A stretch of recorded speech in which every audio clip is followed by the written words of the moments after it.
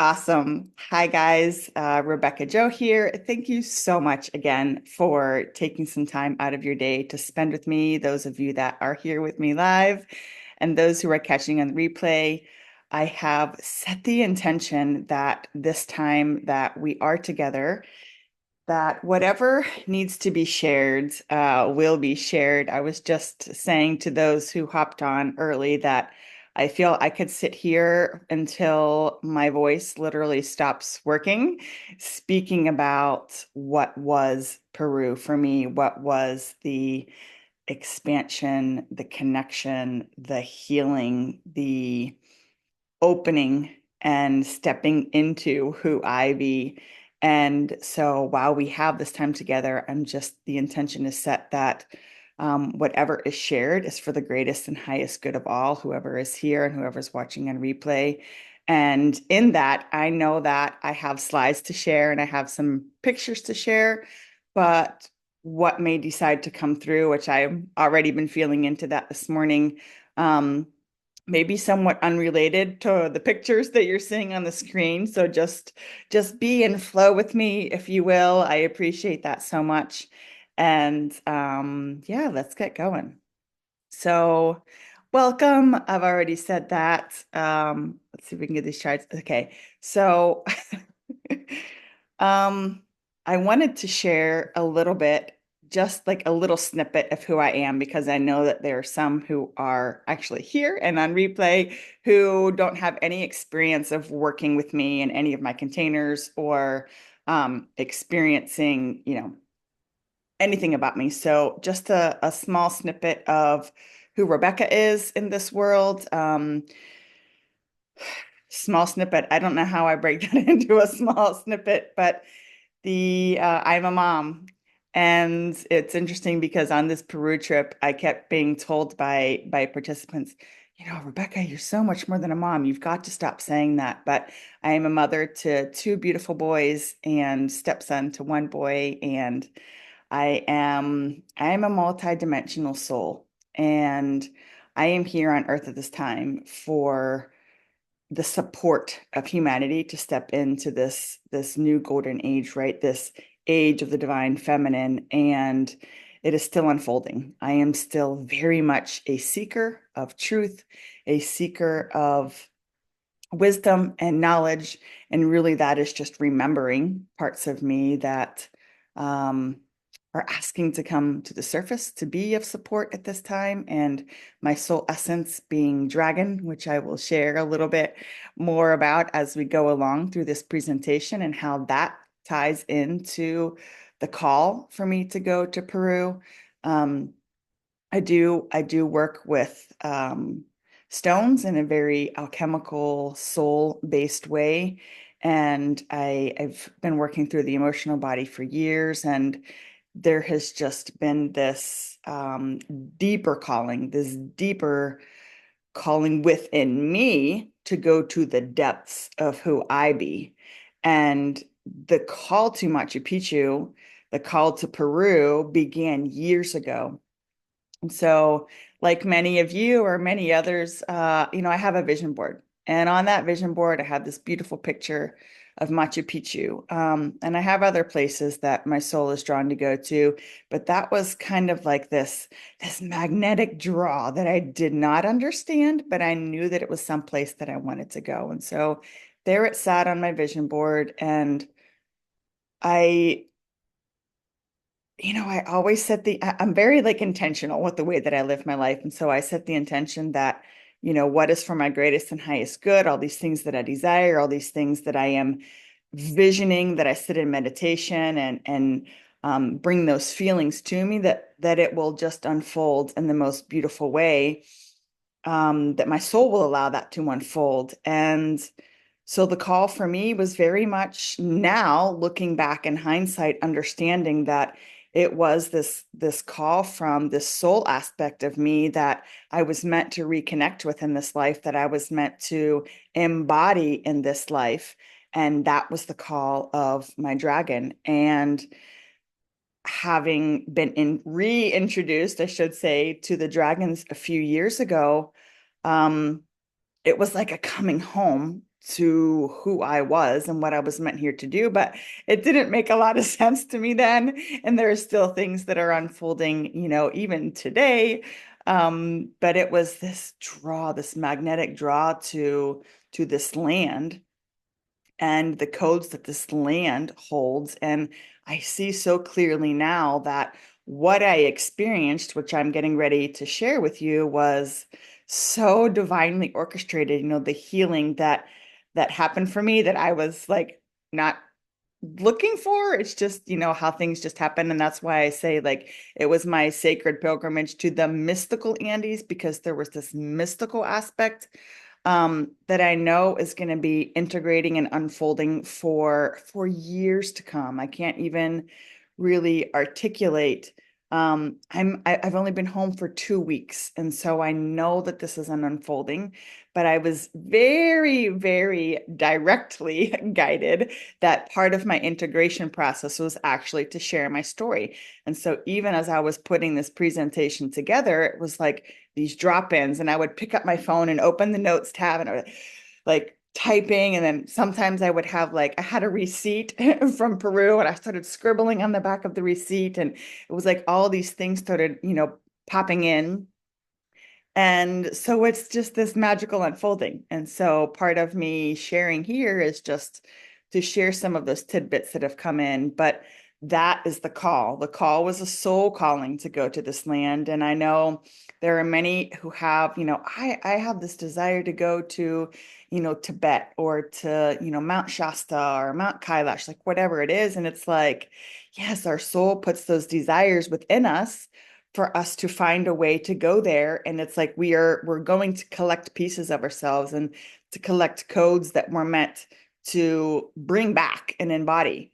And so much of what I'm experiencing now, and actually even when I was in Peru, was and I'm getting ahead of myself, so I'm actually going to go ahead and I get excited, you guys. I really am excited to share this, but it was obstacles, right? And that's kind of what I was leading into was um, I even reached out to the retreat leader before, about a month before we left.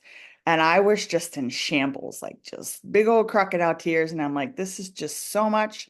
Like, this is really challenging. I'm going through really big transitions in my personal life, including my closest relationship.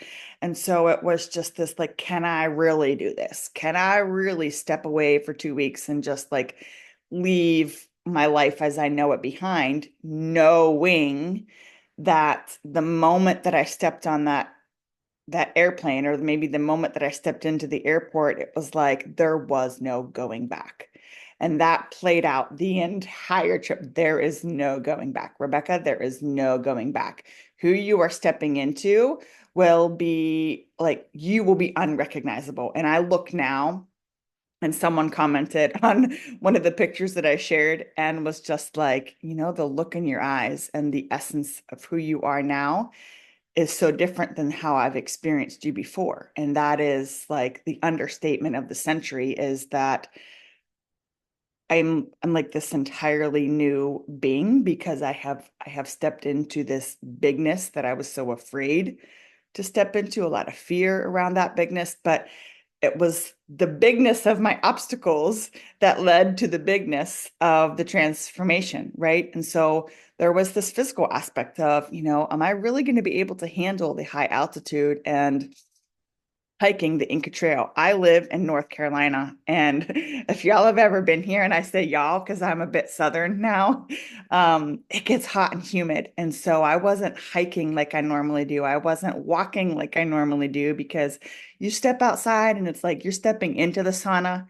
And I don't know about you, but like if I'm going to go to a sauna, it's going to be at a spa and I'm going to go directly into like a cold plunge. And so that's kind of what it was like. And so I wasn't physically prepared. I knew that. I knew that, but I also knew that that was part of the test that I was going to experience is, do I have the faith? Do I have the trust in my ability to just take one step at a time and keep going? Like, no matter what's in front of me. And that's kind of how I live my life. some of you don't know my backstory, and that this isn't the appropriate time to go into that, but it's just been these sometimes tragic, sometimes just hugely transformational moments, or these huge obstacles that land in my path. And it's like, this is really hard, but I have the resolve within me to keep going. And so it was even the organizing to be gone for 2 weeks with two boys who have different activities in different directions on different days. It was like, wow, I'm really going to let someone else just, step in and take over that. And so I had color coordinated schedules, and I had 14 pieces of paper on the wall that detailed each day and where which kid went. And it was just like, this big thing, but really it wasn't, because it was just a matter of, okay, get the organization down and then have trust, right? And then Hurricane Helene. There's a whole transmission that can come through around Hurricane Helene, but me living here in the South, my flight to Peru was directly through Atlanta. And so when I boarded the plane here in Charlotte, I was headed directly into the path of the hurricane.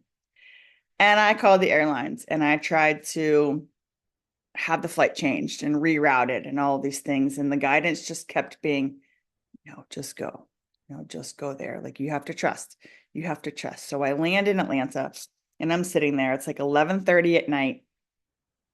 The hurricane is literally barreling toward us. And I just sat there in the airport and was just like, I feel like everything is going to work out, but I'm still freaking out. So I was like freaking out inside.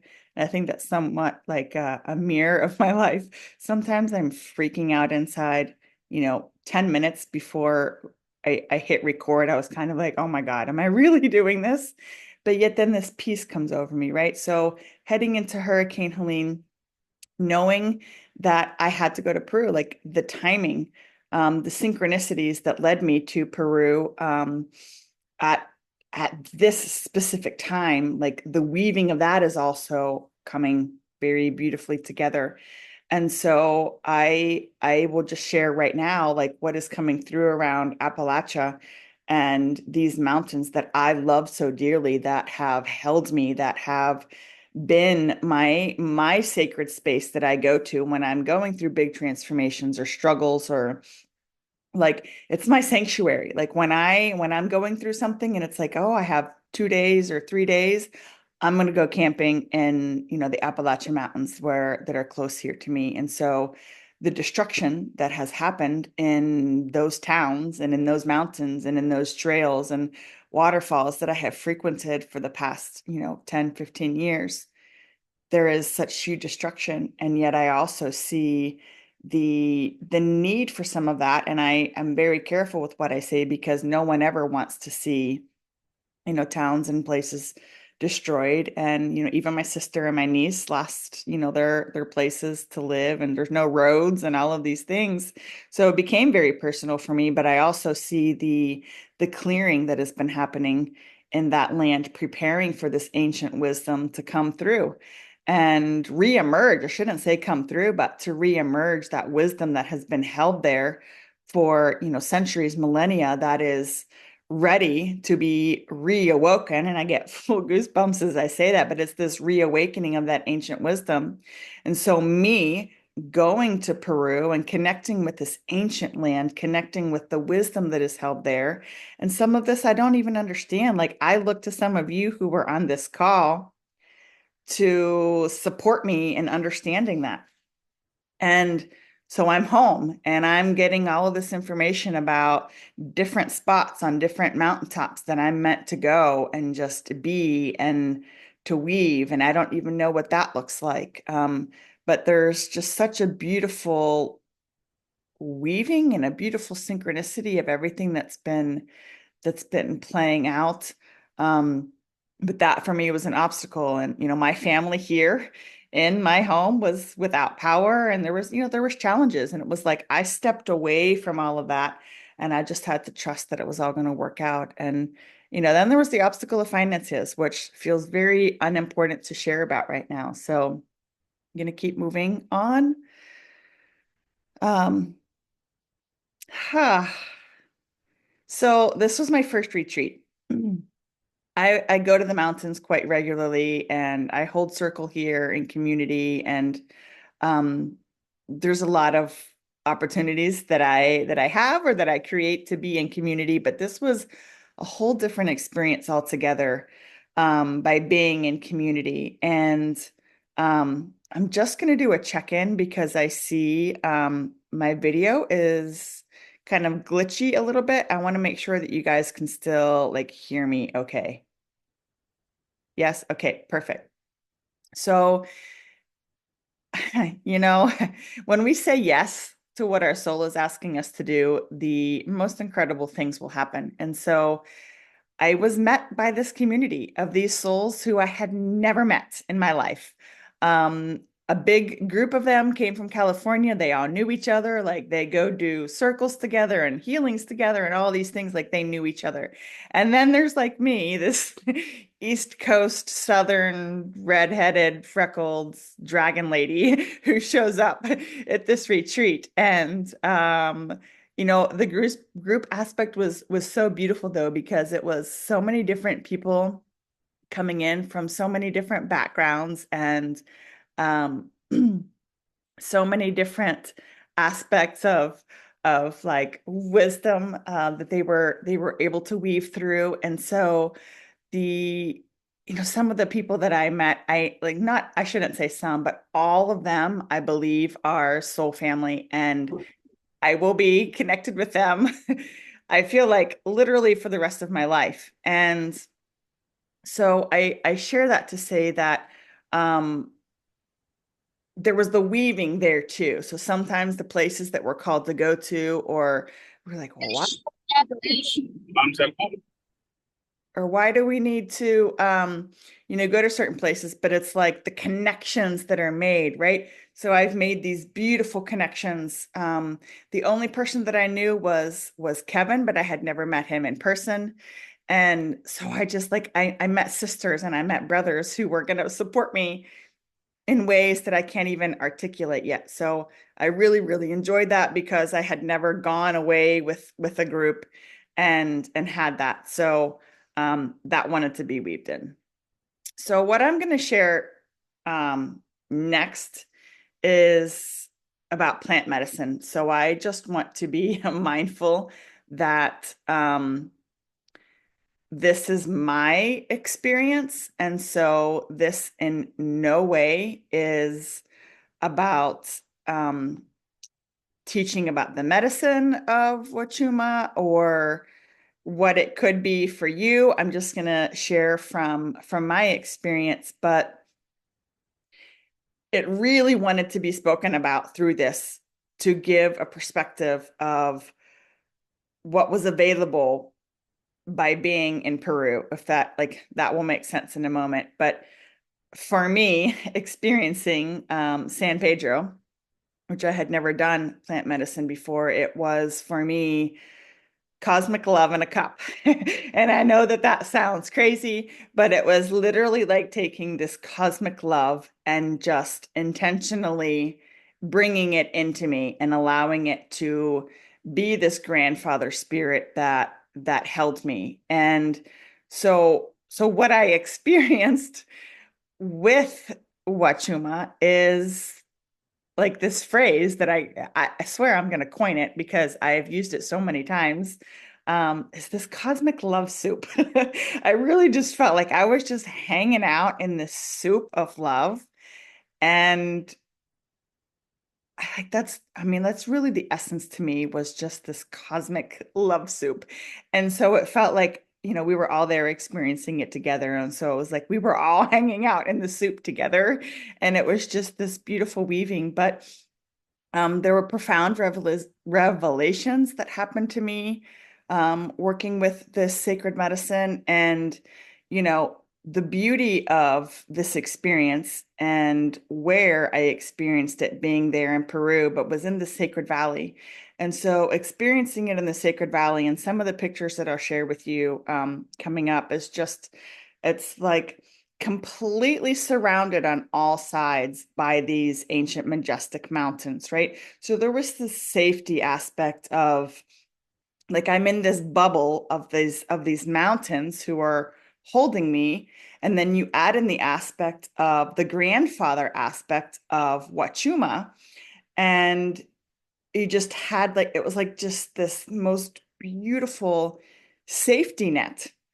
And that was something that I had yet to experience in my life up to this point as well, is just like divine safety for me to heal what I had been unwilling to heal until that point. And I say unwilling because it felt too big and it felt too heavy. And there's still a bit of like an emotional aspect of that, of the bigness of what I was being called to let go of. And so I'm not going to share what that healing was, because it is something that I hold very, very close to my heart. It was otherworldly. And the only thing that I will share is that it literally felt like I had Grandfather Wachuma put his hand on my right shoulder and say, it's time to go there.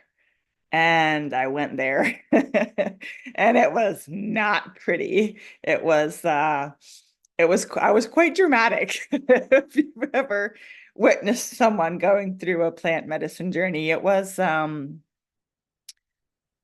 profound, but I was yeah, it was deep. But it was interesting because we all went into this with intention, right? And then we had three different people there, like shamans or some with shamanic aspects, who were fully leading the ceremony and holding space for us. And so it's just interesting because we were offered a second cup. And of course, a few hours in, and I was just like, dying, if you will. And I knew, like, it spoke to me. The mountain spoke to me, my spirit spoke to me, Wachuma spoke to me, and it was kind of like this little gathering of elders just kind of stood before me and said, yes, like you get to go deeper. And so I went for a second cup of Wachuma, and that portion I am going to share because it's really beautiful. And that is where like the love in a cup, it was really the most profound experience that I have had in my life. And I shared with you in the beginning that I'm a mother of two, and their births, like being a mother and having that birthing experience of bringing life into the world in those first moments when the child is, placed on your chest, was truly profound. And this experience was a profoundness of that depth, of that level for me. And it was, I asked when I took the Wachuma, I asked to be shown love. What is love? Show me love. And, I thought that I might have a vision, or that I might see, something about my past or my future, or be seen, like to be show me something. But what unfolded was this love that, like, the words that were coming out of my mouth was, I would just look at some of the participants and say, I never knew that love could be this big. I never knew it could be this big. And I would just like look directly into someone's eyes and say, love can be this big. Love can be this big. And it was like I grabbed my journal and I was just like scribbling like a toddler, like, love can be this big. And what I was feeling was, it was like God himself opening up my heart to experience like his creation, this deep, everlasting love that really cannot be comprehended. And so it was like, God and and if the word God doesn't resonate with you, source, creator of all things, has such a deep, profound love for all of his creation, for all of creation. And it was like I was given a 0.0000001 percentage of that bigness, that love that is that big. And yet it was so profound for me as an individual to just sit there and be with this feeling, this essence of this bigness, because that was one of the things that I have been resisting in my journey up until now, is the bigness of who I be. And so it was like this little tiny sliver of what God like allowed to be open to me, of this love that encompasses everything and everyone and every creation that's ever existed through time and space. There is enough love for all of that. And so I was just sitting in this, can love really be this big? Because I felt love for all of creation, for every human alive that has ever been alive, that ever will be alive, for every plant, for every tree, for every drop of water, for every bird, for every, like, it was just this mind-blowing love that I did not know existed. Like, I've learned and studied, and I grew up in the religious background, so there was like, oh, this God's love. But it was like, here I was in these mountains in this moment, like in this safety bubble, this just love, cosmic love soup, experiencing this love. And I'm telling you, it's an experience that I will cherish until I take my last breath. But it was it was profound because of the pain that I was also feeling. And so there was like this dualistic kind of experience, because it was this profound love. And I was also feeling that pain of, I desire for every human alive to experience this level of love. Like, that was the code that was coming through for me. And so we had an opportunity to sit in front of an altar and bless this altar with sacred items. So we were, there was coca leaves and tobacco and sacred water and corn representing abundance. And so it was like we were placing these items on this altar. And I don't want to share too much because it's a very sacred experience. But like, as I was placing these items onto this altar, I was wailing, like, just profound crocodile tears, wailing of like, I desire for every human to experience this. But there was this pain of like, not everyone is experiencing this. Some are continuing to be in their suffering. They're continuing to choose their suffering and to not see. And I'm like, I want everyone to see. I want everyone to know. And so it was just like, it was this grieving process of, I want everyone to know abundance. I want everyone to know love. I want everyone to like know healing. I want everyone. And it was like, that desire, I know, is now within me. It doesn't matter where I go, who I'm with, what I'm doing, that love is there. I have touched it. And it's like it's fuel to my fire. Like, it is fueling my fire for all of those who are just, making the choice. And I have to remember that everyone has free will. And that is a big lesson that I am also learning from the after effects of this sacred experience, is that everyone has free will. But it was a truly profound experience. And I would recommend it to anyone. I am not here promoting plant medicine journeys, but if you're going to do it in Peru, in the Sacred Valley, and I can connect you with the shamans that I worked with, because it was life altering. I mean, there's, perhaps that's the new look in my eye, and perhaps that's the new essence. I don't know, but it was truly profound. And um, I feel that if the retreat ended there, I would have been complete, like full. I would have been full at that point. But that was only day 3. So there was still the Inca Trail and Machu Picchu and all of the beautiful things with my dragon that were going to transpire. But I also see how that was in preparation, right? I had to go through this deep, deep, deep healing to let something go within myself, let a piece of me go. And that created space for that love. And then that was the foundation then for everything that I got to experience next. Um,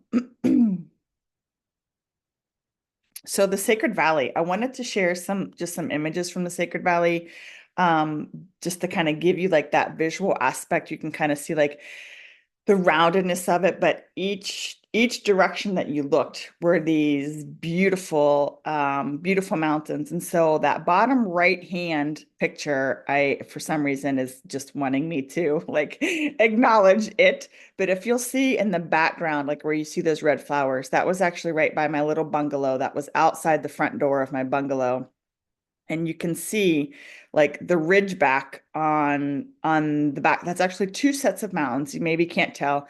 I know I have another picture in here that I can show later, but you'll see like the ridges. And to me, that was Dragonback. I knew the moment that we arrived there and I looked over, I was like, huh, there's a dragon in that mountain.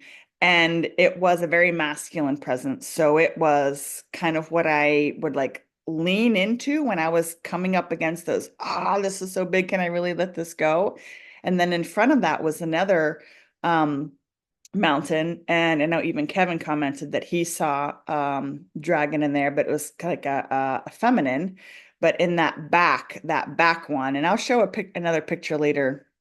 So it was essentially being surrounded by dragons the entire time. And one of the pictures, I'm actually being drawn to that bottom left hand picture where you see the lavender there, the mountain in the background there. It looked like when you looked directly straight towards it, and it's a little bit angled right now, but it literally looked like the shape of a heart. Like you could make out the shape of a heart in this mountain. And we were all like, you can't make this up. Like, how does this happen? This is so magical. Um, and it was great because when I looked towards the left from my little balcony down in the valley, there was a soccer field. And oftentimes I would be sitting out on the balcony, like journaling or something. And I would hear these kids yelling and I'd be like, oh, what's going on? And there would be a soccer game going on. And it was awesome because it was like, oh, yeah, I know my kids aren't here, but they're here with me in spirit. And it was like watching these kids play soccer while I'm in this like magical land. It was just a beautiful, like, wink of yeah, your kiddos are still there and they're fine. um awesome. So I put a little picture here, but um the little blue dot was exactly where I was, just to give you guys an idea. And you can see Machu Picchu off to the left there, north of Cusco, just in that valley there. And what I really experienced, I really want to share about the energy of the Sacred Valley, because if you're called to go to Peru or if you're called to the space there, it is a very, well, my experience is that is it a very alive, active energy, but with this safety aspect. And so for me, it was literally like I was stepping onto a new planet. I felt a lot of Kundalini energy. I know that there is Kundalini energy that runs there through Peru. I don't know exactly where, but I was only sleeping like 3 to 4 hours a night. And for anyone that knows me, if anyone in my family is watching this, they're on replay, they're like, and no, that's not Rebecca. She cannot survive with 3 to 4 hours of sleep. Like I'm a solid 8 hours a night, 9 if I'm lucky. Like I require that, but it was being there. It was like the energy, like you're breathing prana through the air, and it was just filling me. So doesn't mean I was up doing things. Like we had a lot of time alone in the evenings, but I would just stand up and look at the stars and just, I don't know, pray, meditate, just be. And that was really a gift too. But um it was like I was being filled to the brim is one way that I would describe it too, is that um there was this aspect of going with an empty cup, going on retreat or going to Peru and just like leaving whatever you think you are or who you are or what you be or what you're full of, just like letting that go and just allowing yourself to be filled with this sacredness. And that is what the energy for me, the Sacred Valley, very alive, very life-giving, very filling. um and that obviously too was very necessary for what was to transpire next for me. So let's see. I've got um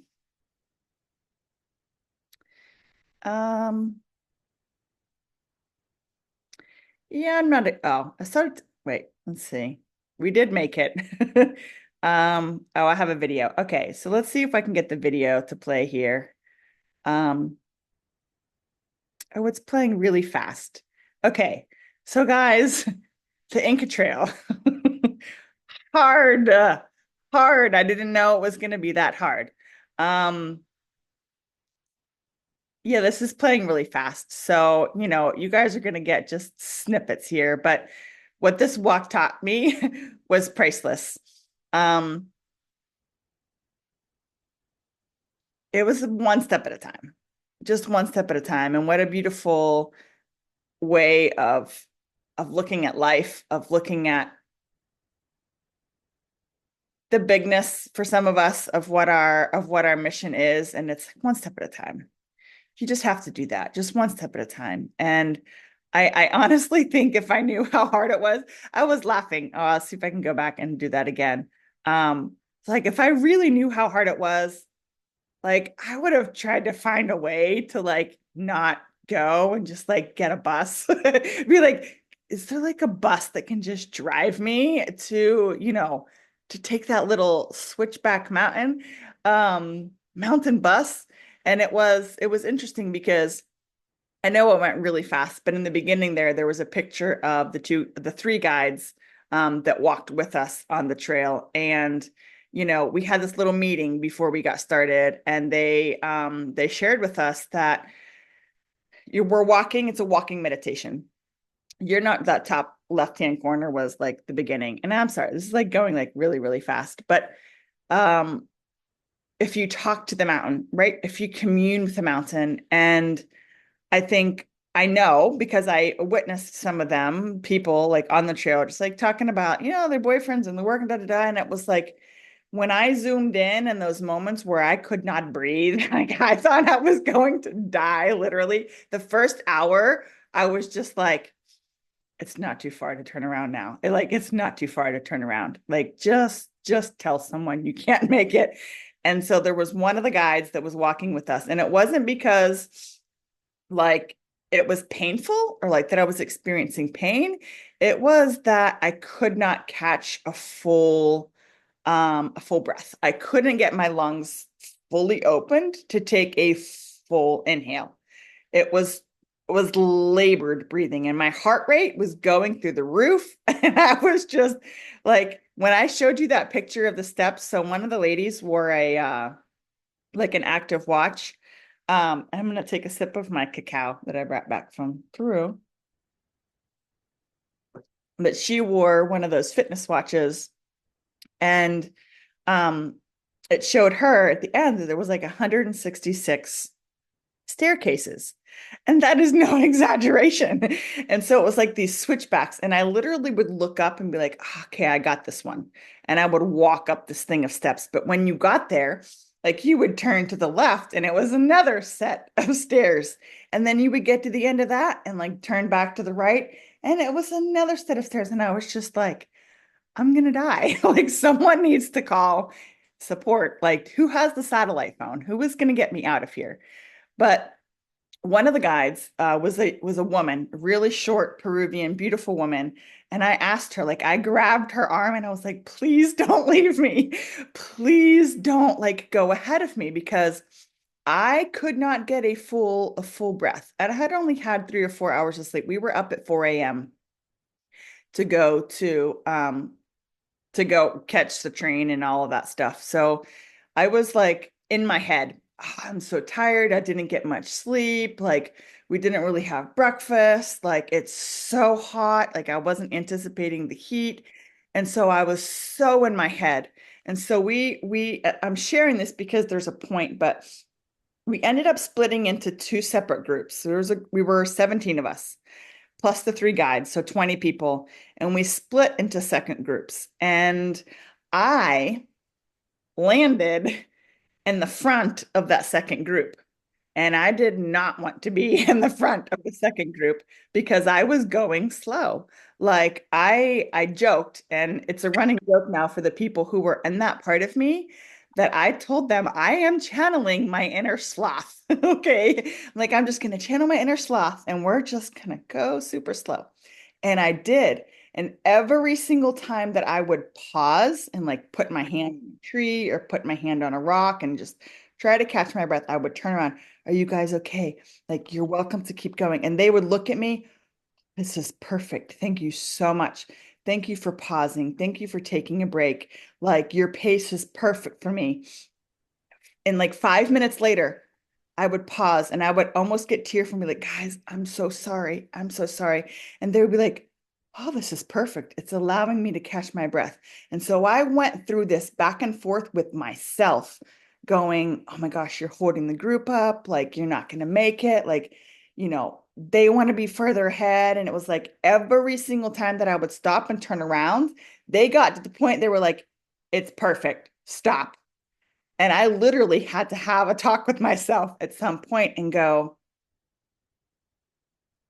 you're the chosen leader for this second group.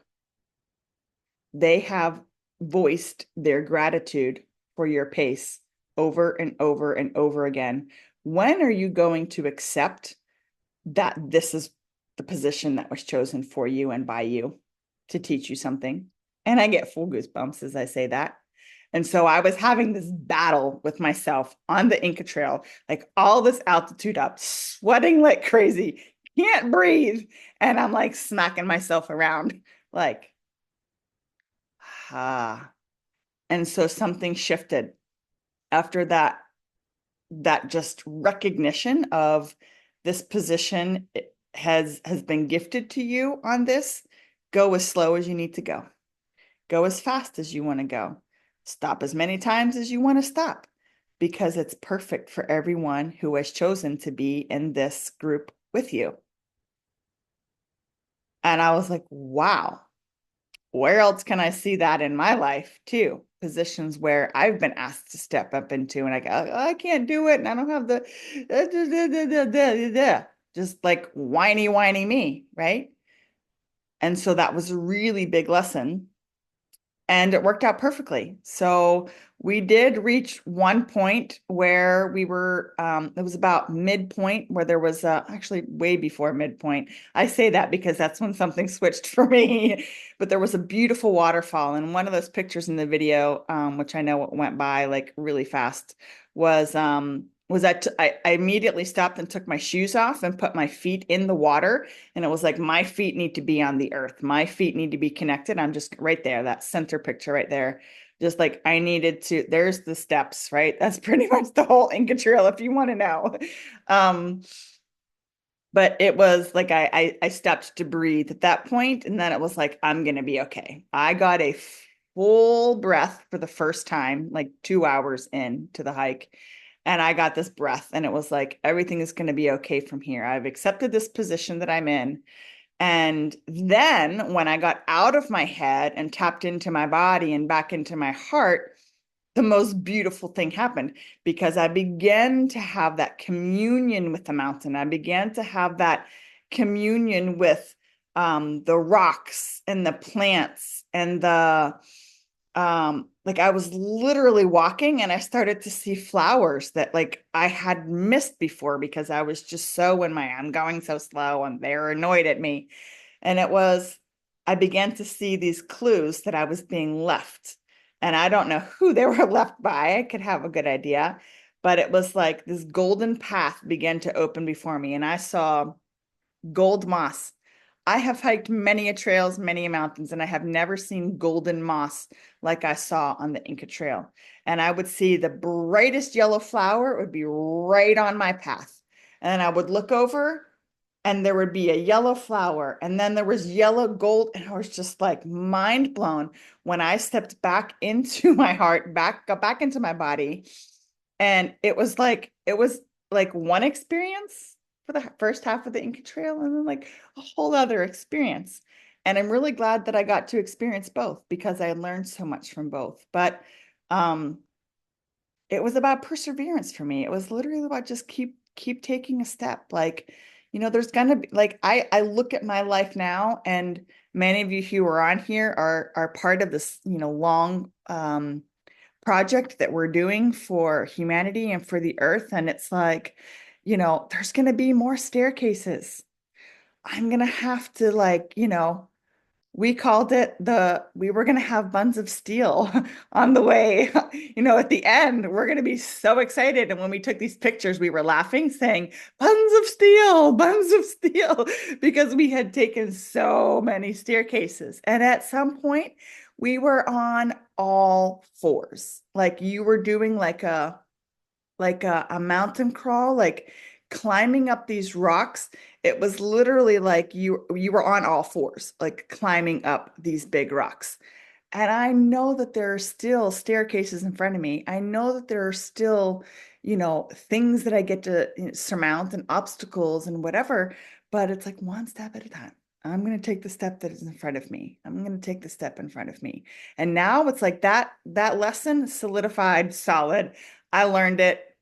My glutes survived the few days after. I walked kind of stiff, and it's mostly because of my calves, more than anything else. But um, everyone was encouraging me along the way. And I had to throw that in here because it was like the first group, like they were beautiful athletes. And so we would land to the pause point, like, snack water. And they were ready to put their bags back on and keep going. But like the second group had just arrived. So we would get there and I'd be like, oh my God, they're ready to go already. And I'm like, I just sat down and opened up my beef jerky and like they're ready to go again. So it was like this just, it's okay. It's okay. Like we can keep going. Um, and I remember Kevin kept telling me, he's like, don't stop too long. Don't stop too long. Like you don't want to get like stiff or like just keep going. Just take a pause, but don't stop. And so that was the big lesson for me. Is like pause, breathe, connect to a tree, but don't stop. Don't ever stop. So it was an epic day. And I mean, there's more story to it. There's actually a very humorous story that I made just so I forgot to take pants, you guys. I'm gonna throw this in here to lighten the mood. But we had to carry everything for our overnight in our bags, which is fine. I've done that before. But we get there and I'm unpacking and I'm like taking a shower and I have no pants. So I had to wash my pants in the sink in this hotel room in Agua Calientes. And then everybody's going to dinner, and I'm like, well, my pants are soaking wet. Like, what do I do now? So there's a whole thing that unfolded there. And I won't share. But anyways, so this is life though, right, guys? Like sacred, ancient mountains, beautiful experience. And it's like, yeah, I'm still human. And it's like, no pants. All right, good to go. Oh yeah, so here's what we talked about, or where I mentioned about the spons of steel, but this I'm gonna just show you. I took a video of walking up one of this is literally just like what it was like. Just walk up the stairs, just keep going. And when you think you're gonna stop, it's just like you look up and there's like 50 more steps, and you just keep walking, and you just keep walking, and you just keep walking. And then on the right, what did I do? Oh, it doesn't matter. But on the right is when I was going back to the Sun Gate and what it was like. And it was pretty much the same. And I was wearing non-tennis shoes, which was not very smart, but I made it again, one step at a time. So do it. Yeah, I think we're good. All right. I know that I'm already almost at an hour, so I'm gonna just attempt to pick up the pace a little bit, but Being at the Sun Gate, so that picture that you guys saw of the whole group was at Machu Picchu, but when you're walking the Inca Trail, you walk through the Sun Gate, and then you still have like a good bit of a hike, but you're actually going down to that point into the ruins. And so when I reached the Sun Gate, um, like maybe the 10 yards prior to entering the Sun Gate, this is what's coming through right now, is um there's actually a picture of it, and at some point I will do a whole share about that. But one of the ladies was already at the top, standing like on the rocks that are the Sun Gate, and she took a picture of me, and I was stopped, and I had my hands down on my knees, and I started to cry. And Kevin was behind me, and I said, I know that when I walk through that gate, my life is never going to be the same. And I started to cry because I felt like the profoundness of that. But it was like just, another staircase till I reached the Sun Gate. And I just stood there, and I was just like, well, I can't go back now because I've been hiking the entire day. Like I would literally die. So it's either onward or not at all, Rebecca. And I again had to stand there and just have this moment of I know the moment that I step through that Sun Gate, nothing will ever be the same. So I walked up and walked to the Sun Gate. And you know what, you guys, like when you go do something amazing and you're just like, oh my God, it's gonna be so amazing, and I'm gonna be elated. And it's like just wow. When I see Machu Picchu for the first time with my eyes, the land where my dragon resides, like it's gonna be so mind-blowing. And I got to the top, and I stepped through the Sun Gate, and it was just profound peace. There wasn't any hooting and hollering and whoa and oh my God, this is incredible. Whoa. I was just, it was like, I don't know what I'm getting right now in this moment. Even I say this is like it was walking through this portal, like this portal of peace, this piece of like returning to who I be, returning to this land. And so, like, my mind was struggling to understand what was happening in those moments because it was like, oh, that was so incredible. Like, I really made it. I didn't die. Like, here's Machu Picchu. Like, I'm thinking, like, my dragon's gonna be there and we're just gonna like reunite. And it was just this found peace. And so I found this little spot and I just sat down. I just sat down and I just like stared. And it was just like, I didn't know what to do with myself. It was just like, what is happening? And then I just settled into it, and I let it wash over me. And um that was that was really profound because like what I was anticipating was something different. And what I experienced was just profound peace. And so the group, after a really long hike, they were like, all right, let's keep going. Let's go, let's go get dinner and go get drinks. And I was just sitting there. I was like, I am not moving. So the whole group left, literally the whole group left. And I was the only one still sitting there. And finally, I was like, all right, I guess I gotta go. Like, I can't stay up here by myself forever. And then I realized that one of our guides, there was always someone behind us. Like, one of the guides was always, so he saw me and I was trying to take a selfie. And he was like, would you like for me to take your picture? And he came and took my picture. And I thought I shared about that in here somewhere. Um, I thought, yeah, I don't know. I thought I had pictures in here somewhere. I don't. Maybe I'll have to do a post about that. But he took a picture, and there was this beautiful ray of sunlight that was coming straight down onto my head. And there was this really interesting bird that was flying around. I don't know what it was. But it was just this moment of like, I made it.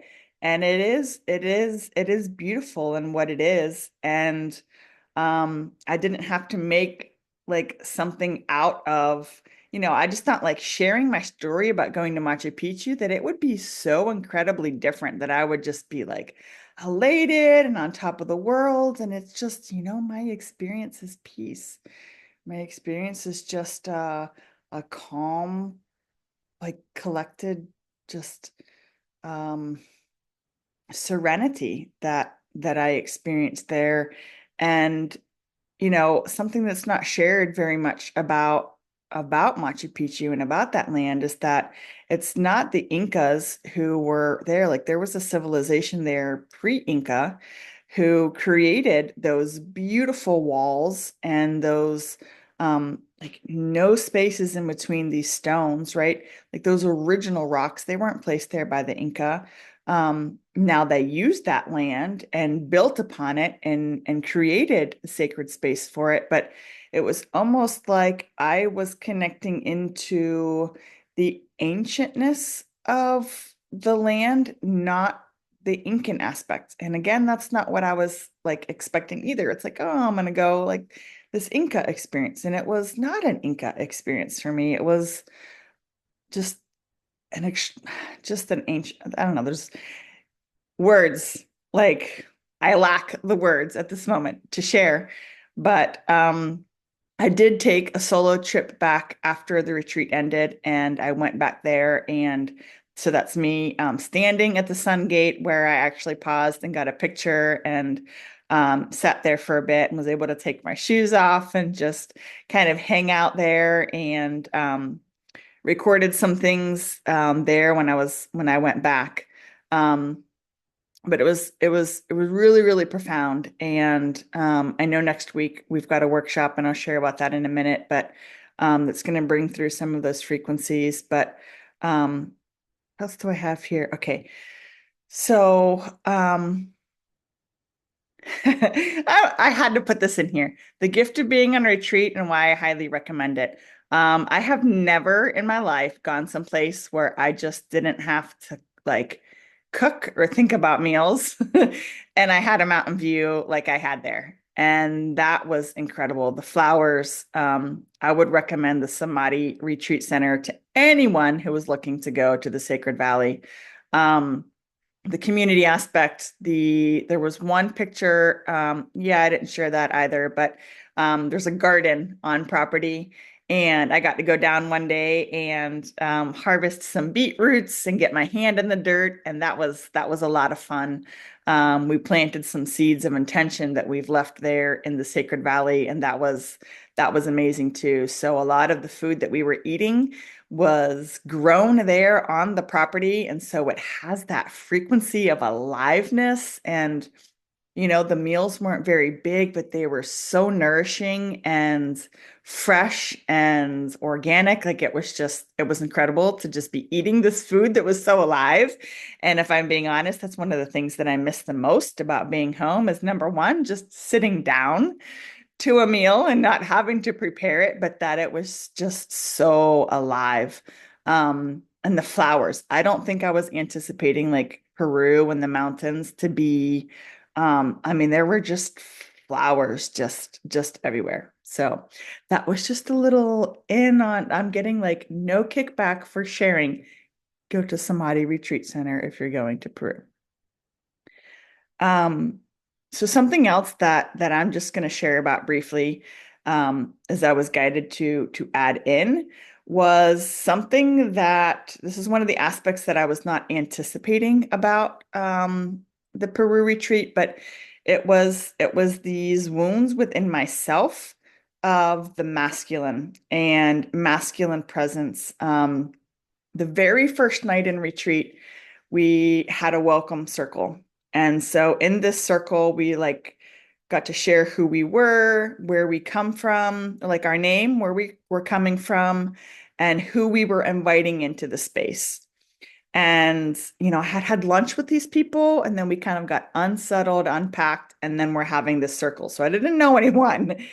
And it was that very first night when we came around the circle and it was my turn to just say my name and where I was from. I was already in tears, you guys. I'm like, oh my gosh, they're gonna think that I'm just this basket case. But it was so emotional for me, because I immediately was guided to share about my dragon. And I was like, oh, they're just gonna think I'm over the top and crazy. But I called my dragon energy into that circle. I called my brother into the circle because that day that I arrived in retreat was the 9th year anniversary of his passing, of his crossing over, and he was in the mountains when that happened. So just the synchronicities of me going were really mind-blowing as well. Um, but it was just this opportunity for me to just share who I was authentically. And I know that I had to do that because our very first interactions the next morning, where we were more like connecting with each other, was during a yoga class. And we were guided to walk around the room and then just pause and do soul gazing with someone.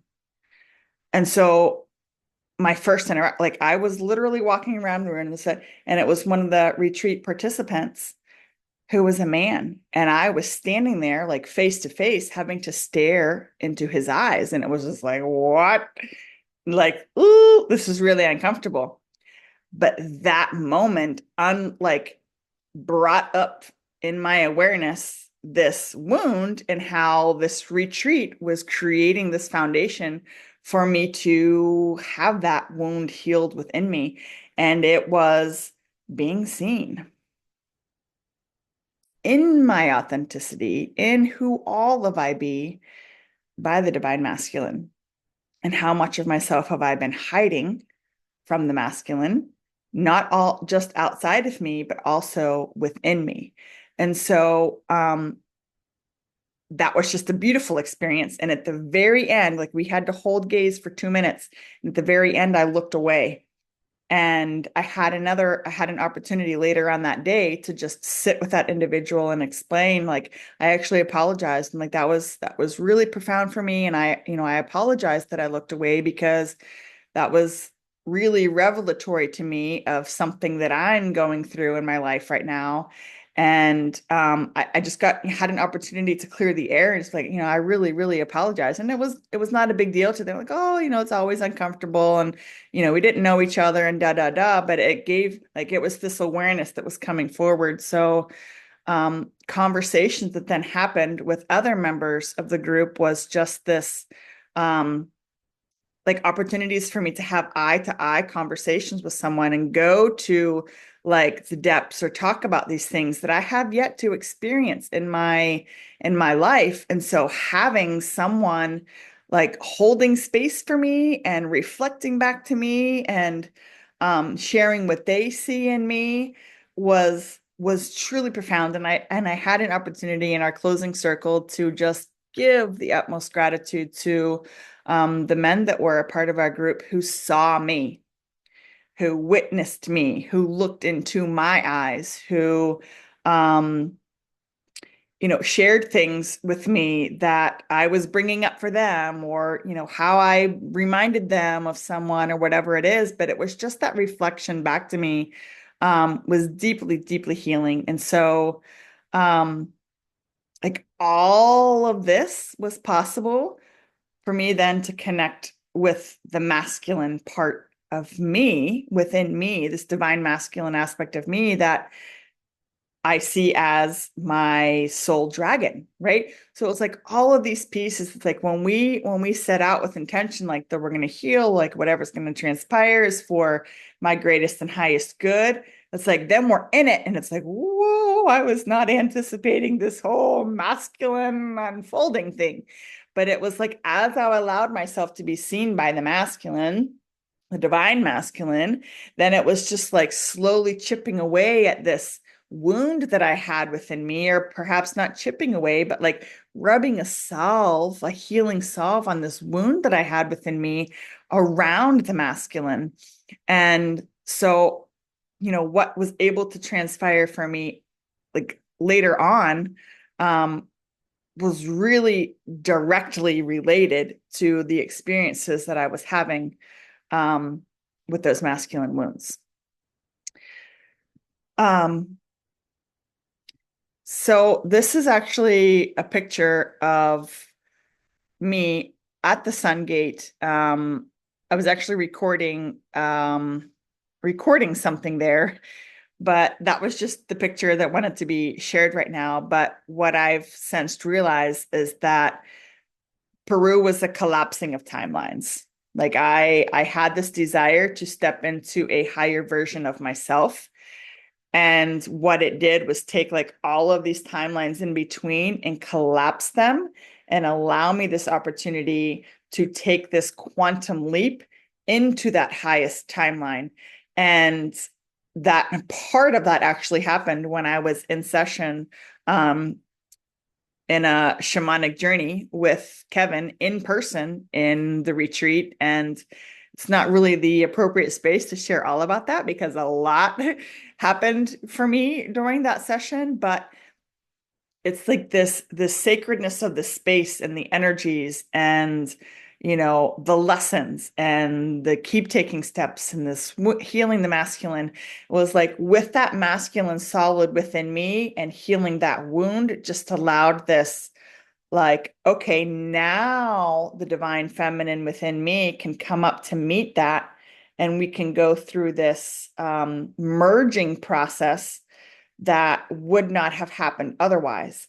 And so I had this beautiful revelation during that session of what I am being called to step up forward. And I was actually not going to share this in the presentation, but it's being asked of me in this now moment is this aspect of queen, this aspect of queen of dragons. And in that session, there was like 200 dragons that were there and they kept chanting dragon queen, dragon queen, dragon queen. And I just was like, I don't get that. I don't understand.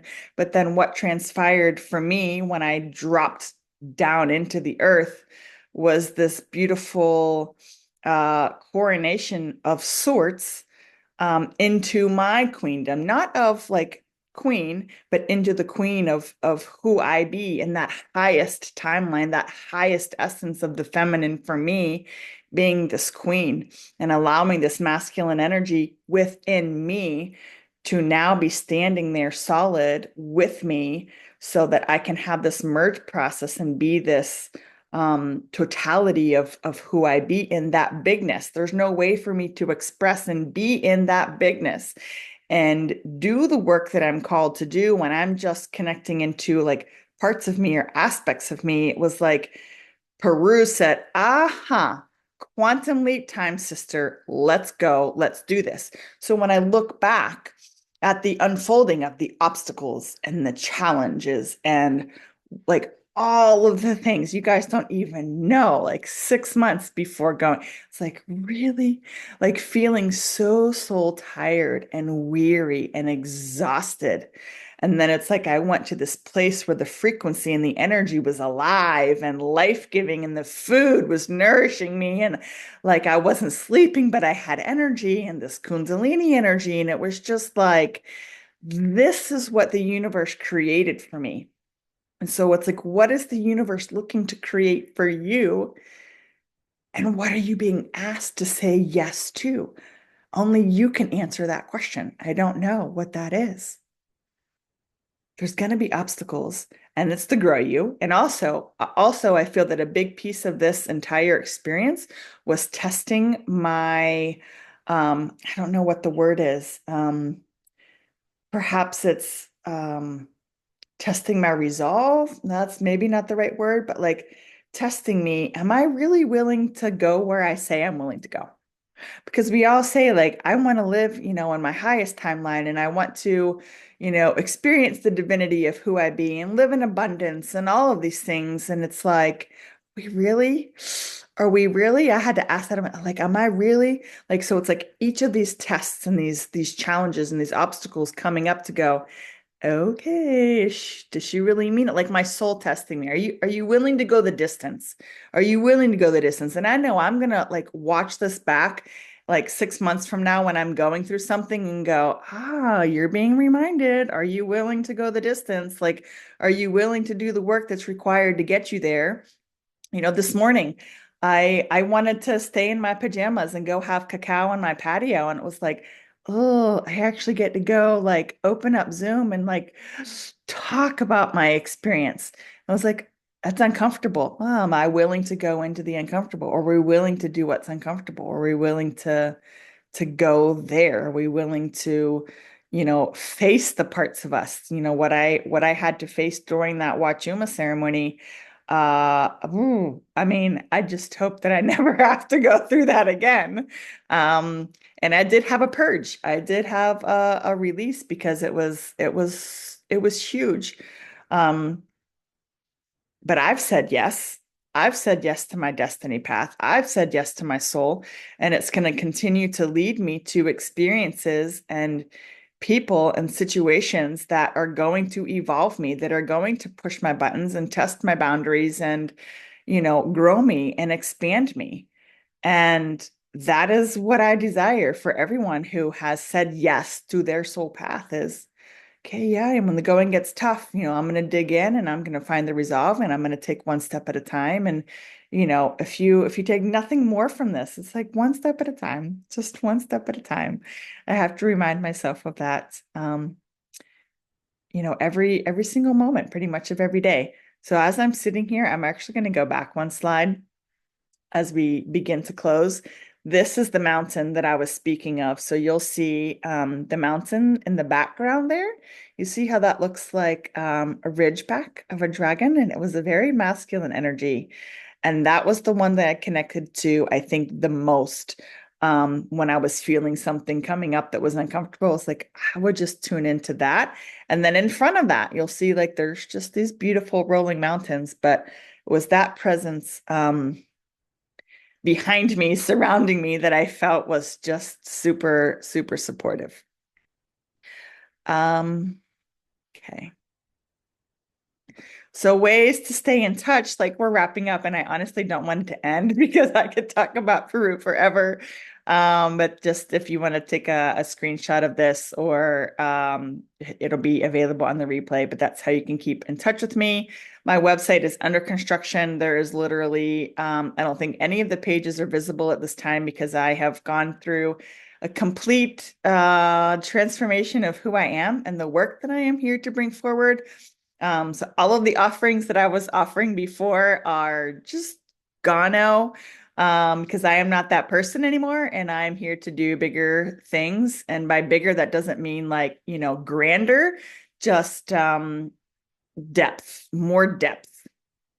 Um, so if you want to go deeper with me, there is an upcoming event next weekend. And can you guys see? I don't know. My screen was yeah, I'm not sure what it's doing there. So next Saturday, there is a workshop that I'm doing with Marlene, who is here on this call. This is going to be tapping into that energy, and I didn't even share about the crown chakra aspect of Machu Picchu and my dragon, but we are portal keepers.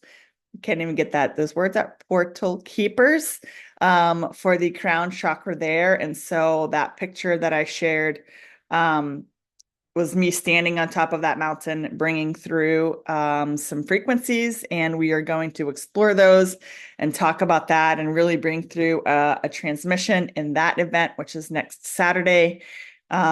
I can drop a link. I actually have a link, but anyone who has registered when I send out the recording will have a link to register for that if that's something you're interested in.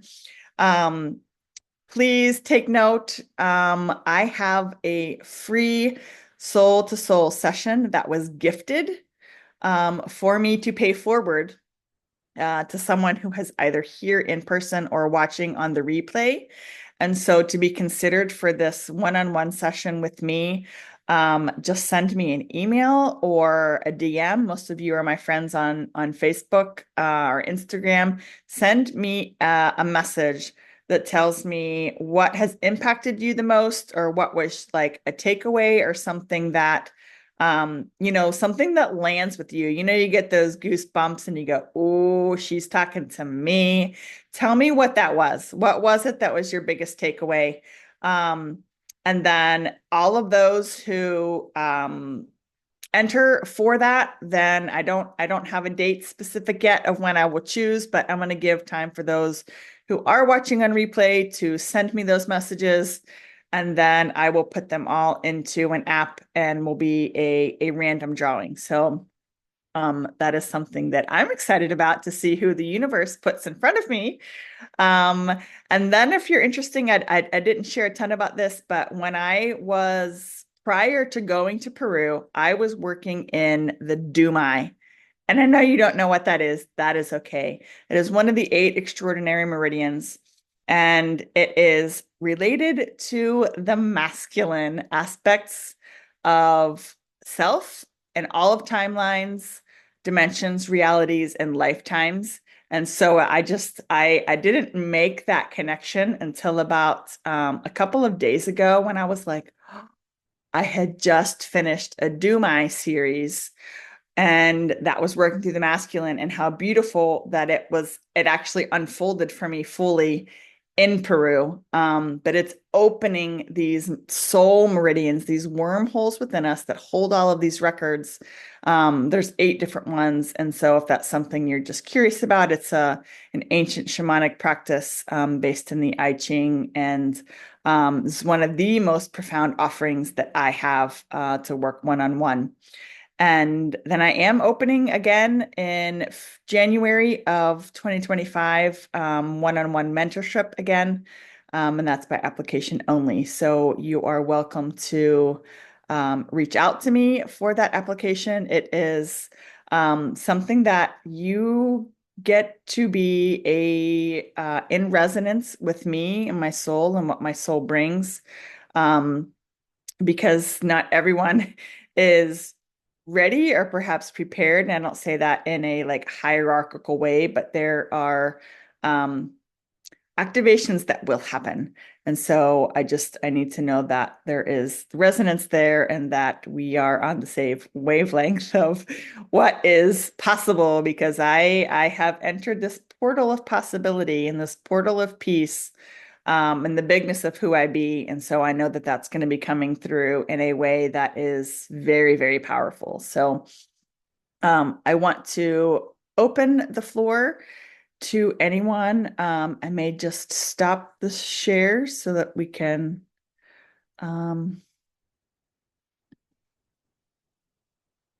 see what happens if I do that. Oh, beautiful. Oh, there's all your beautiful faces. Oh, beautiful people. Okay. I don't want to just like read through the whole chat. Oh, you guys are so beautiful. Okay. Who has any comments or questions? Anybody? Don't be shy. Oh, I see Marlene. Whoop, whoop, an initiation. Oh, yes. There were many initiations, most of which I was not anticipating or prepared for, but they happened anyways. Thank you guys. I appreciate you so much. For those of you who are on replay, I know that if you have questions, you're welcome to DM them me, or, there is so much of what I share is always an energetic transformation. It's like words maybe coming out of my mouth, but there is so much deeper that is being weaved through the souls that come and connect. And so I know that it's interesting that I have received text messages, phone calls, DMs, like neighbors stopping by, everyone wanting to know, how was your trip to Peru? Oh, how was Peru? And I guarantee you,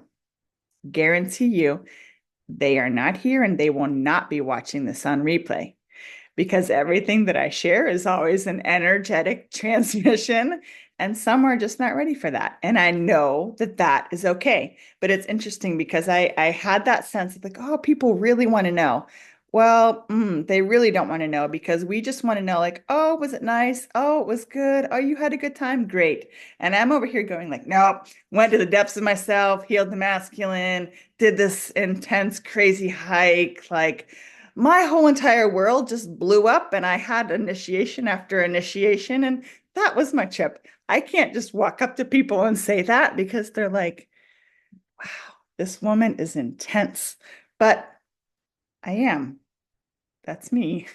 That's who I be. Intense but peaceful. So I don't know. Maybe there's a new term that someone gets to coin for what is Rebecca, because I don't know, because there's just this incredible power and just full of peace.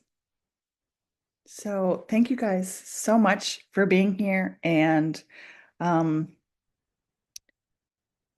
and Marlene says, I had so many moments of goosebumps. Oh, beautiful, beautiful. Yeah, I'm always just curious. That's why when I was gifted a session to pay forward, I was like, aha, I get to hear what those, ahas or those goosebump moments were, because it lands differently for everyone, right? So yeah. Were you gonna say something, Sam? I was only going to echo back your own words to you of you're just this beautiful cosmic love in a cup. So thank you so much. It's just been such a fantastic session, and I just loved every single second and every single little goosebump of it. So thank you. Thank you, Sam. Thank you. I love you guys. I'm gonna go. See, I made my cup, and well, you can't see it because, oh yeah, there you go. My colorful is Machu Picchu cup. Sorry, the blue is gonna keep trying to come out. Um, to have. So I was like, oh, I just want to be connected to this love. And I was like, Rebecca, you don't need the cacao. You've got that within you, honey. Like, it's okay. So I love you guys. I will send this out on replay if you've registered and I have your email. And I look forward to working with some of you in the near future. Big hugs. Enjoy the rest of your Saturday. Bye. Big dragon hugs. Bye, guys.